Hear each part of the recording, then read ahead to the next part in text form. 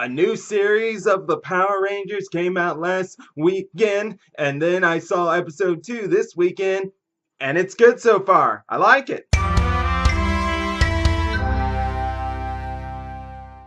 What's up, YouTubers of the world? MegaGeek Mixer here to give you guys my thoughts on episodes 1 and 2 of Power Rangers Beast Morphers. Now, I didn't get to see all of episode 1, but I did see a few clips on it on YouTube to see what it was like, and it already had me convinced. Yeah, I like this. I like this a lot. It's off to a pretty good start. The first 2 episodes really show off the characters and make me believe them. Kind of like I felt back when I saw Dino Charge. I saw these characters, each of them from episodes 1 and 2, and the more I learned about their characters, I was convinced that these were the characters. These actually are who they are. Unlike in some of the ones that Neo-Saban had, from Samurai to, oh my god, Mega Force, the Ninja Steel. I saw just a few of those episodes and they were enough. And just those few episodes along were like, this is bad, this is bad. But I am relieved to know that Beast Morphers is in the right spot, just like Dino Charge was. Let's go ahead and talk about the Rangers.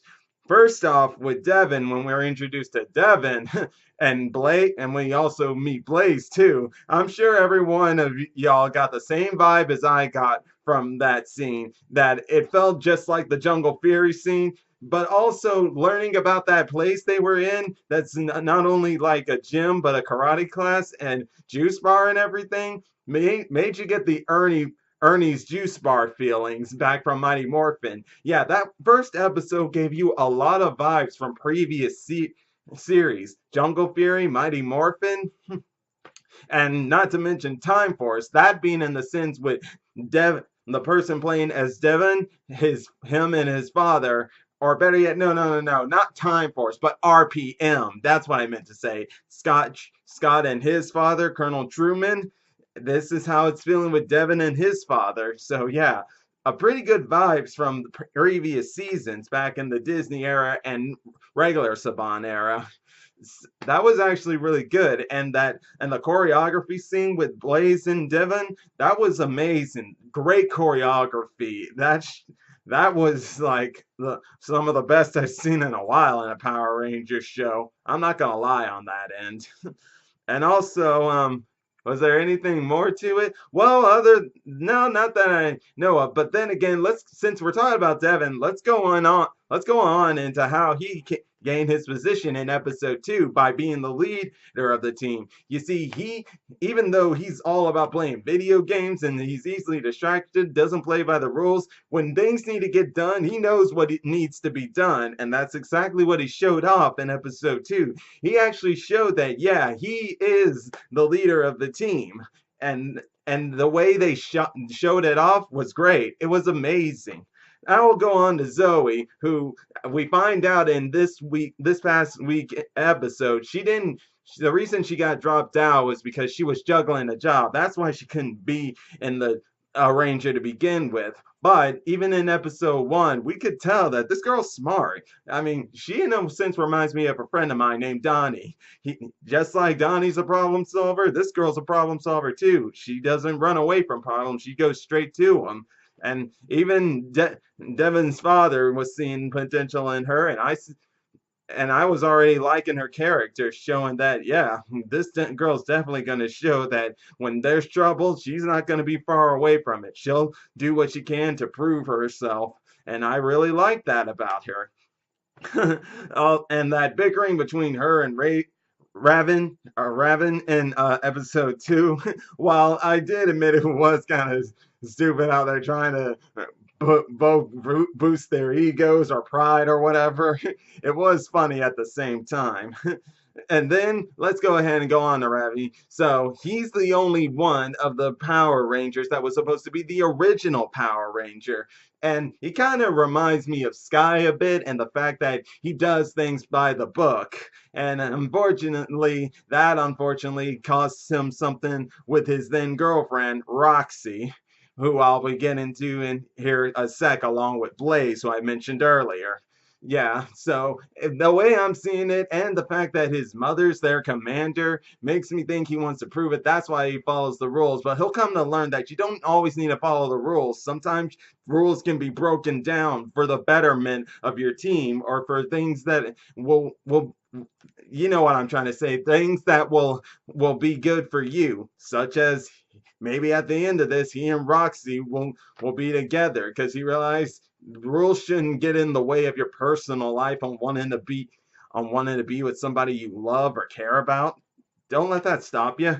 And now let's go ahead and go on into Roxy and Blaze. As I said, Blaze reminded me of Jarrett back in Jungle Fury. And maybe that's somewhat of an arc we'll get, but who knows? Because who knows maybe why he's like this. Maybe he's just like this because he feels he got it all. Maybe. That's just the thought. Because with Jarrett, we found out he was just always alone and never had anybody. So what what can you do?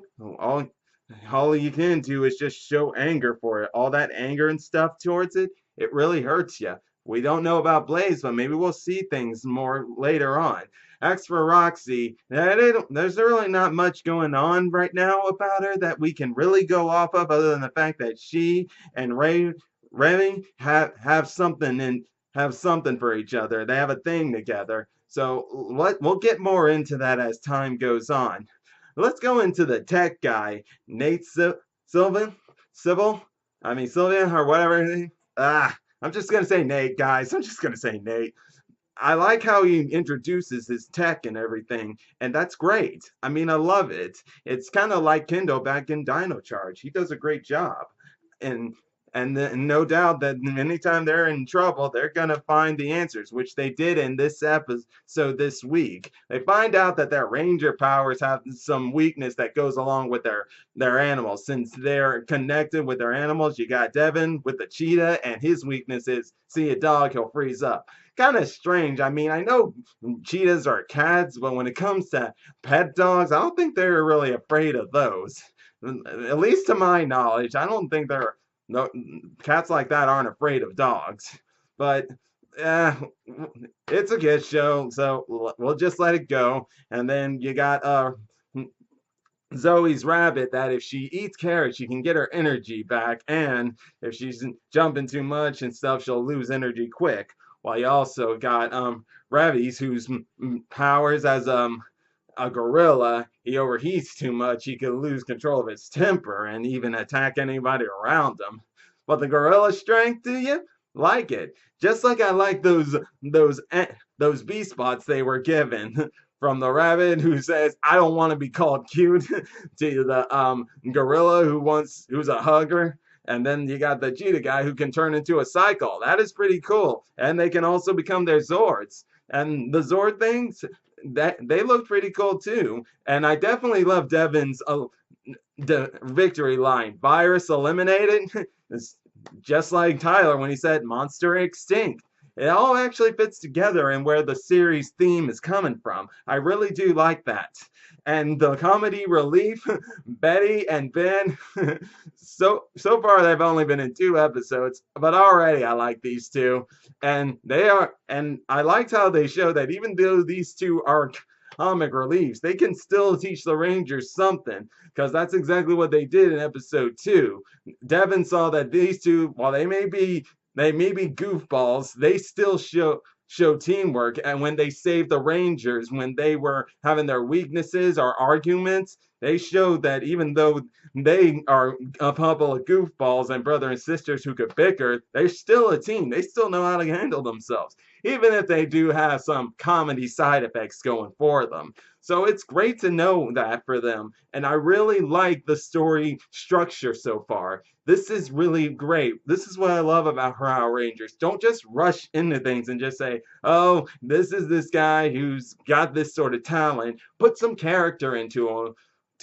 Or put a better story into it, because for some of the few Neo-Sabans, they didn't have that very good structure of a story, or they just had these people just relying on Sentai footage back in some of their shows. But in this one, you see some original original footages that focuses on these human characters before they go into some of those Sentai footages. And I love that. That's what can make it a great series. And I just hope it keeps it up because right now I'm really enjoying what we're getting here. And I will be watching more of it to see if they can keep the flow going. Because Dino Charge, it did that until pretty much I had Super Dino Charge like near the end that they kind of slopped up there. But even still, Dino Charge was still a great series. And so far, Beast Morphers is going in that direction too.